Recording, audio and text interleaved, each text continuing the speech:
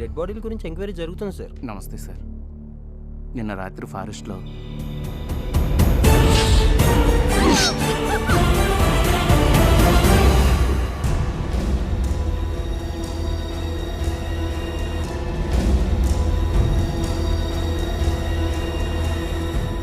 వర్ష మాట్లాడుతుందేంటి?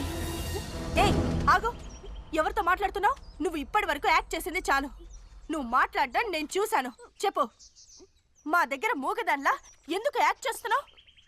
ఇక్కడ జరుగుతున్న హత్యలకి నీకు సంబంధం ఉంది కదా, నిజం చెప్పు.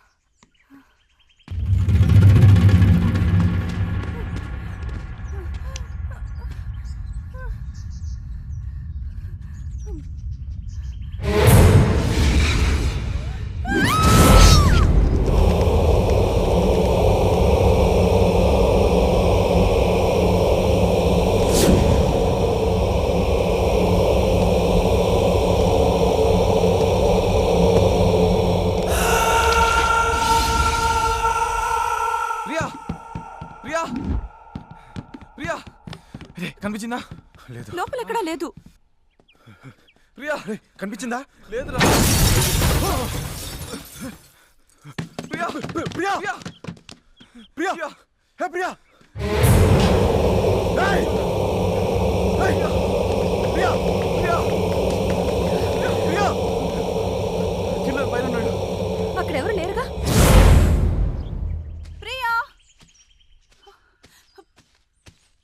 ప్రియా ప్రియా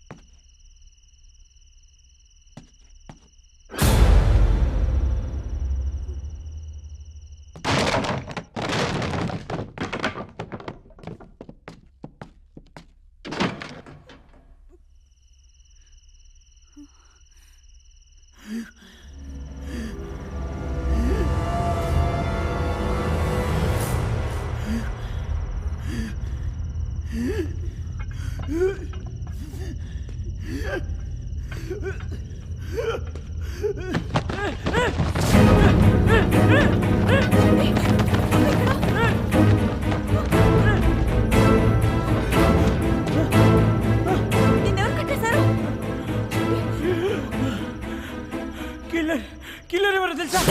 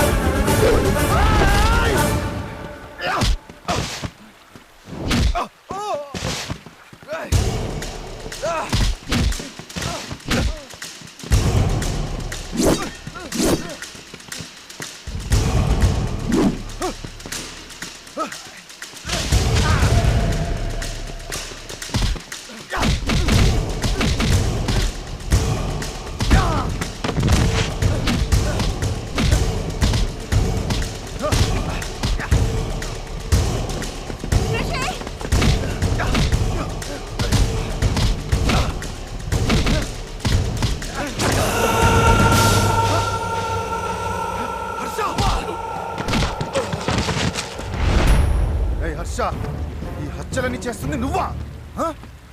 అంటే నువ్వు ప్లాంట్ గానే మా అందరిని ఇక్కడ తీసుకొచ్చావు అనమాట. ఎవరో వాళ్ళు ఒక్కడిగా ఉంటూ మా వాళ్ళని చెప్తావరా?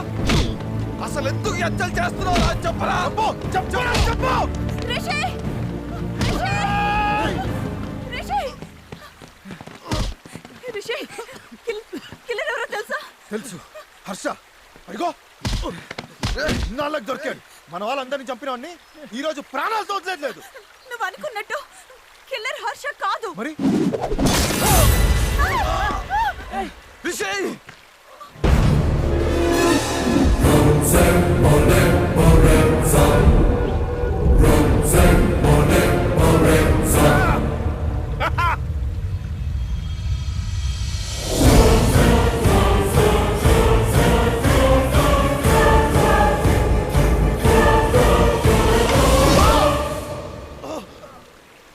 ఏంటి ఆశ్చర్యంగా ఉందా? మిమ్మల్ని కాపాడడానికి వచ్చిన పోలీస్ ఆఫీసర్ మిమ్మల్ని చంపుతుంది ఏంటి అనుకుంటున్నారా? మీరు అనుకున్నట్టు నేను పోలీస్ ఆఫీసర్ని కాదు. మీ వల్ల చనిపోయిన గాయత్రి సిస్టర్ని. మీరు చేసిన తప్పుకి మీకంటే ఎక్కువ శిక్ష అనుభవించిన దాన్ని. మీరు నా చెల్లెలి మీద వేసిన నింద నా ఇంటికి నడిచొచ్చిన ఆ రోజు. బావగారు, అమ్మాయి మాకు నచ్చింది. మా అబ్బాయి కూడా మీకు నచ్చితే. భలేవారే. మీ అబ్బాయి నచ్చకపోవడం ఏంటండి? మరి మిగతా విషయాలు కూడా మాట్లాడుకుంటే. మిగతా విషయాలు అంటే కట్న కనుకలేగా, అవసరం లేదు. నాకు రాబోయే భార్య సాంప్రదాయాలకు విలువనిచ్చే ఫ్యామిలీ నుంచి మంచి గుణగణాలతో రావాలని కోరుకున్నాను. మా ప్రవళికలో ఆ లక్షణాలన్నీ పుష్కలంగా ఉన్నాయి. శుభం శుభస్య శీఘ్రం. ఉభయలకి ఇష్టమైంది కనుక తాంబూలాలు మార్చుకోండి. ఇంకా ఆలస్యం ఎందుకు? సుఖాం వరదం విష్ణు శేషవర్ణం చతుర్భుజం ప్రసన్నవదనం ఛాయ సర్వజ్ఞోపశాంతయే. ప్రవళిక, గాయత్రి ఫ్రెండ్స్ అట నిన్ను కలవడానికి వచ్చారు. హలో అండి, నమస్తే. నా పేరు Anil. She's Ramya. Hi. Hi. మేం కులుమనాలి నుంచి వస్తున్నాం. కులుమనాలి నుంచా? గాయత్రి రాలేదా? రాలేదు, ఇక ముందు రాదు. అది చెప్దామని వచ్చాం. ఇక ముందు రాకపోవడం ఏంటి? ఏం మాట్లాడుతున్నారు? గాయత్రి ఒక అబ్బాయిని లవ్ చేసిందండి. ఆ అబ్బాయి కూడా కులుమనాలి వచ్చాడు. ఇంట్లో మా పెళ్లి ఒప్పుకోరు. అందుకే మేము ఇద్దరం కలిసి ఢిల్లీ వెళ్ళిపోతున్నాం. ఈ విషయం మా ఇంట్లో చెప్పండి అని తన అబ్బాయితో కలిసి ఢిల్లీ వెళ్ళిపోయిందండి. ఇదిగో బాబోయ్, పెళ్లి కూతురు చెల్లెలు ఎవరితోనో జంపంట. రండి వెళ్దాం. నా మాట నమ్మండి, మా గాయత్రి అలాంటిది కాదు. ఎక్కడో ఏదో పొరపాటు జరిగింది. ఓహో, ఎక్కడో పొరపాటు అంట. పొరపాటు ముక్కు మొహం తెలియని వాళ్ళు చెప్తే పొరపాటు అవుతుంది. స్వయారా మీ అమ్మాయి ఫ్రెండ్సే చెప్తే నమ్మకుండా ఎలా ఉంటామండి? ఎక్కడైనా శత్రువులు అబద్ధం చెప్తారు కానీ స్నేహితులు చెప్పరుగా. ఏంటి బాబు, నువ్వు కూడా అలా మాట్లాడు. చూడండి, మీ అమ్మాయిని కానీ కట్నం లేకుండా పెళ్లి చేసుకుంటానంది. మీది పరువు మర్యాదలు గల కుటుంబం అని. అమ్మా, నువ్వైనా చెప్పమ్మా. అక్క పెళ్ళేంత వరకు కూడా ఆగలేక లేచిపోయిందంటేనే తెలుస్తుంది మీ పెంపకం ఎంత గొప్పగా తగలడిందో. ఆడదాని వేయుంటి నువ్వు ఇలా మాట్లాడతావేంటమ్మా? అది ఇలాంటి సందర్భంలో కాస్త ఓపిక పట్టమ్మా. నా మాట నమ్మమ్మా. చిన్న కూతురి క్యారెక్టర్ ఎలా ఉందంటే పెద్ద కూతురి క్యారెక్టర్ ఇంకెలాంటిదో. ఇంకెందుకు ఇక్కడ నుంచున్నారు? ఈ దరిద్ర మొహం చూడటానికా? నువ్వైనా చెప్పవే. బావగారు, చిచ్చి,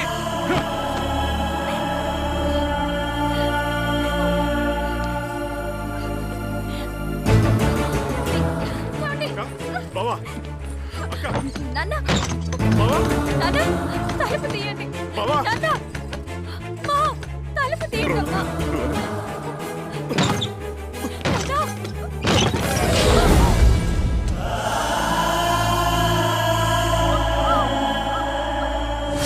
మీరు చేసిన తప్పు, చెప్పిన అబద్ధం నాకు జీవితంలో నా అనేవాళ్ళు లేకుండా చేసింది.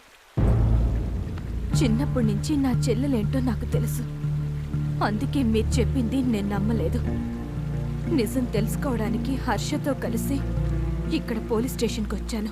ఈ అమ్మాయి మీ చెల్లెలా? అవును. సారీ టు సే దిస్, ఈ అమ్మాయి చనిపోయింది. మాకు ఈ అమ్మాయి డెడ్ బాడీ ఇక్కడ లోయలో దొరికింది. డీటెయిల్స్ ఏమీ లేకపోవడంతో మేమే క్రిమియేషన్ చేశాం. ఇవి బాడీ మీద మాకు దొరికిన ornaments. And one more thing, post mortem రిపోర్ట్లో మీ చెల్లెలు డ్రగ్స్ వాడి రేపుకు గురైనట్టు తెలుసు.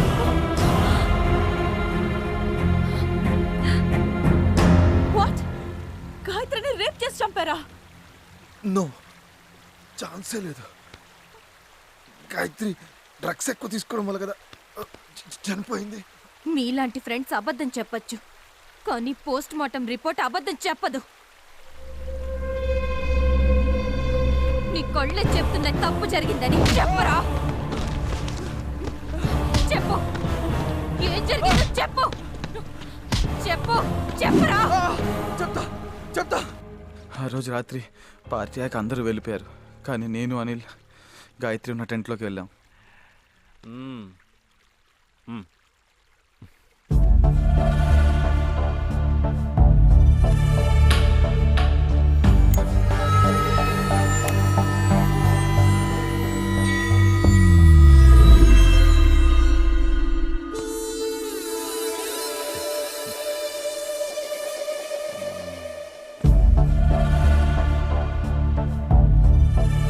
స్పృహలోకి వచ్చిన గాయత్రి అనిల్ని గుర్తుపట్టింది. అరిస్తే అందరికీ తెలిసిపోతుందని అనిల్ బలవంతంగా నోరు మూశాడు. దాంతో ఊపిరాడక గాయత్రి చనిపోయింది. ఎంత పని చేశారా? చూడకుండా నా మాట ఏంట్రా, నువ్వు కూడా నన్ను చంపేద్దాం అనుకుంటున్నావా?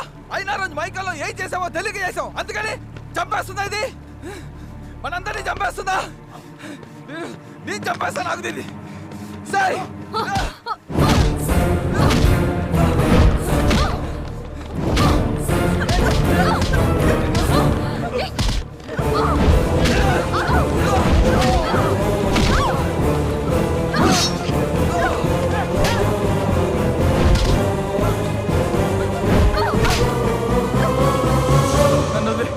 వదిలేయాలా? ఎందుకు వదిలేయాలరా? నన్ను క్షమించు ప్రవళిక. నా చెల్లెలు వద్దు వద్దంటున్నా మత్తులోకి దింపినందుక? చనిపోయిన నా చెల్లెలు లేచిపోయిందని దాని మీద నింద వేసినందుక? మీరు చేసిన తప్పు ఆ రోజే మీరు చెప్పుంటే నా పేరెంట్స్ చనిపోయారు.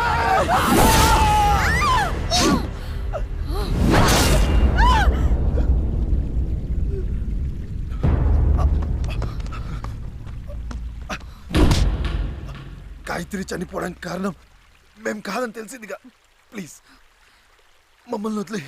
కర్ణుడు ఏ తప్పు చెయ్యకపోయినా దుర్యోధనుడి పక్కనున్నందుకే చావాల్సి వచ్చింది. మీరు అంతే. ఏ కులమనాలిలో నా చెల్లెలి చావుకి కారణమయ్యారో అదే చోట మీ అందరి చావు చూడాలనుకున్నాను. అందుకే హర్షతో కలిసి ఇదంతా ప్లాన్ చేశాను.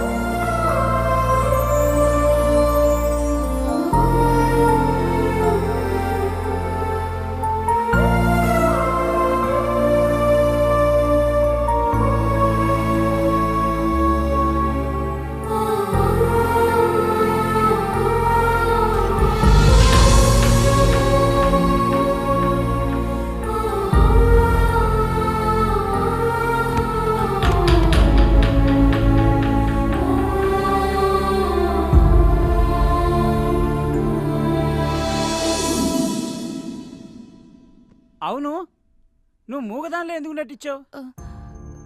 టూర్ వెళ్ళిన మా ఓనర్ నెల రోజుల వరకు రారని తెలిసి 4 రోజులకి 1,00,000 రూపాయలు ఇస్తానని చెప్పి హౌస్ రెంట్కి తీసుకున్నాడు హర్ష. ఎవరితోనూ మాట్లాడకూడదన్నాడు. కానీ ఇక్కడ జరుగుతున్నవి చూసి భయం వేసి ఒకరోజు నిలదీశాను. మీ డబ్బు వద్దు, ఏమీ వద్దు, ముందు వీళ్ళందరినీ ఇక్కడి నుంచి తీసుకెళ్ళిపోండి. వీళ్ళందరూ ఇక్కడ చచ్చిపోతున్నారని మా ఓనర్కి తెలిస్తే నన్ను చంపేస్తాడు.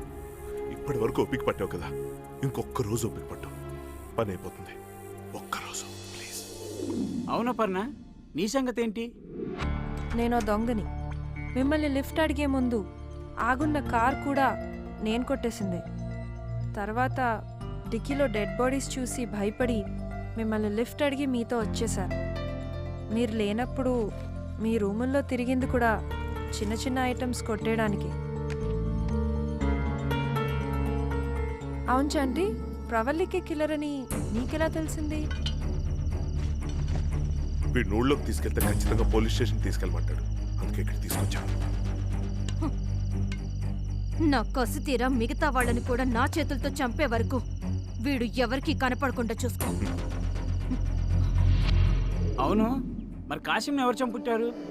ప్రియా వాళ్ళని చంపాలని చూశాడుగా.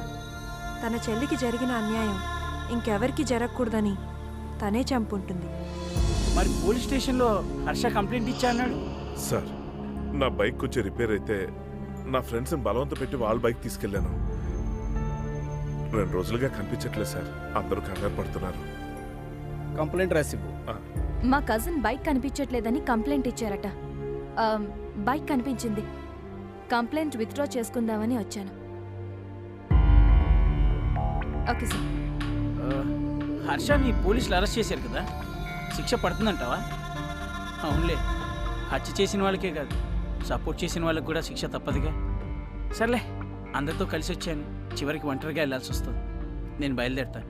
సరే, నేను బయలుదేరుతాను.